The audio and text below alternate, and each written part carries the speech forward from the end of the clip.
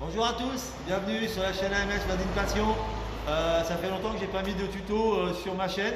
En effet, on a souvent les mêmes choses récurrentes qui reviennent que je vous ai déjà présentées.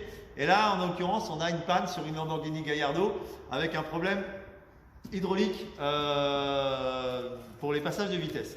Alors, ce qui s'est passé sur ce problème-là, c'est que la personne qui a travaillé avant nous sur cette voiture s'est trompé en fait sur l'huile. Alors c'est un paragraphe que j'avais déjà soulevé sur l'huile, sur les boîtiers hydrauliques pour passage de vitesse, boîte F1, que ce soit sur les Ferrari, sur les Lambo et d'autres voitures qui ont le même système.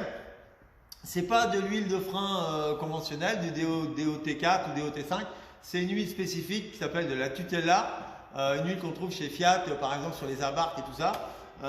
Et si vous mettez pas cette huile là, ce qui se passe c'est que ça bouffe les joints et ça bouffe les électrovannes qui sont ici. Alors ça c'est le bloc de passage de vitesse qu'il y a sur les 360, 430, Lamborghini, enfin tout ce qui est plus ou moins italien, avec la 1, la 2, la 3, la 4, la 5 commandes de passage de vitesse en boîte F1. Ça c'est la partie hydraulique avec la réserve derrière, enfin pour ceux qui connaissent un petit peu.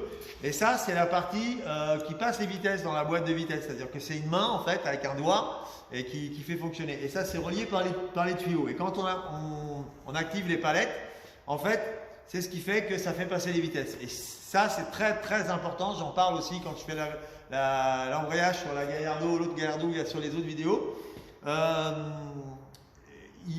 C'est très minutieux, il ne faut pas faire n'importe quoi. Je répète, quand on ne sait pas faire, soit on va vers des gens comme moi ou comme d'autres, je répète, hein, je ne veux pas que pour moi, ou alors si on ne sait pas faire, il faut être prudent. Parce que là, la petite histoire, c'est que ça lui a coûté un petit billet en pièces, il y en a pour 14 000 € en moyenne chez Lambeau, parce que le propriétaire n'a pas voulu prendre d'occasion, il a eu raison.